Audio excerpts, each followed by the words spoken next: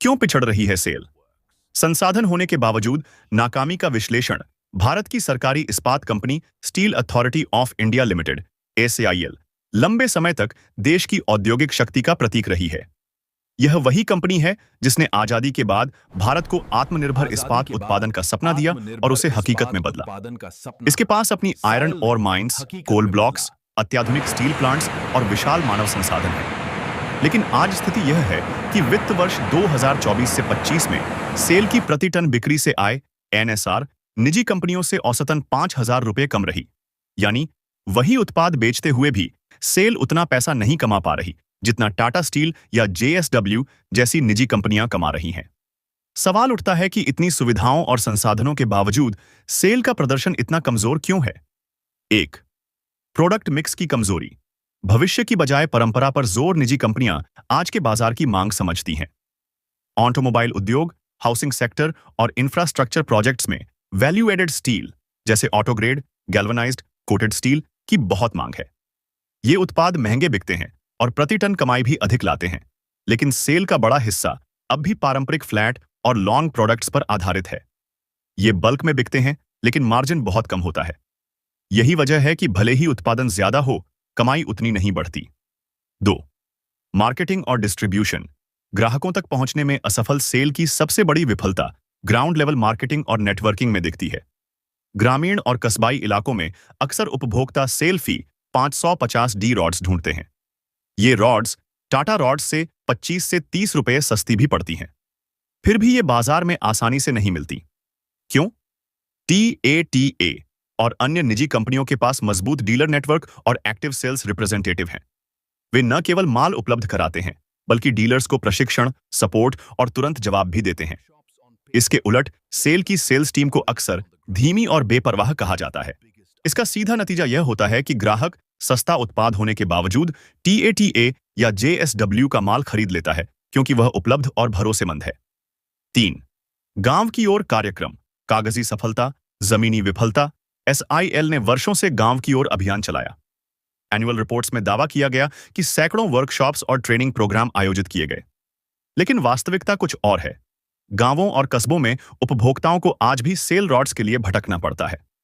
कागज पर वर्कशॉप्स, लेकिन जमीन पर अनुपलब्धता। यही इसकी सबसे बड़ी विडंबना है। 4.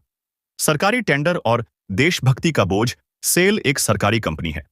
राष्ट्रीय परियोजनाओं और बड़े सरकारी टेंडरों में अक्सर सेल को कम कीमत पर स्टील सप्लाई करना पड़ता है। निजी कंपनियां उसी प्रोजेक्ट में मार्केट रेट पर सप्लाई करती हैं।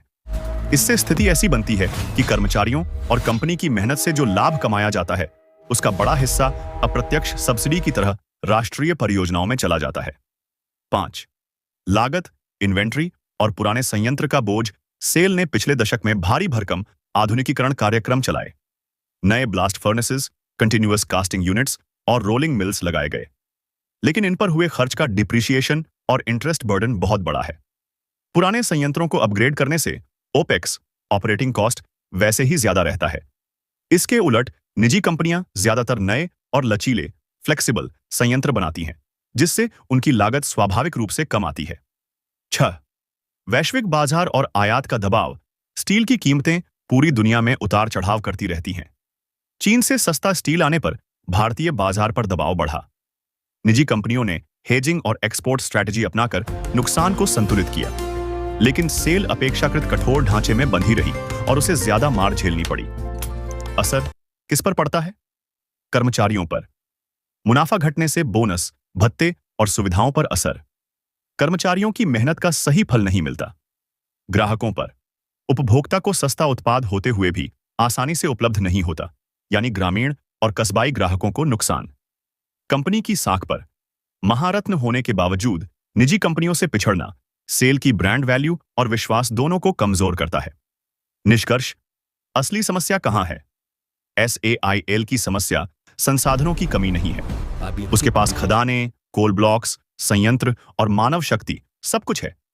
असली कमजोरी है प्रबंधन की सुस्ती, रणनीतिक सोच की कमी और मार्केटिंग डिस्ट्रीब्यूशन की नाकामी। अगर सेल को आगे बढ़ना है तो उसे चाहिए वैल्यू एडेड स्टील में निवेश और प्रोडक्ट मिक्स में सुधार, गांव कस्बों तक मजबूत डीलर नेटवर्क और ग्राहक कनेक्ट, पीएसयू होते हुए भी कॉर्पोरेट स्टाइल ऑटोनॉमी और तेज निर्णय क्षमता, आधुनिक टेक्नोलॉजी और डिजिटल मार्केटिंग अपनाना।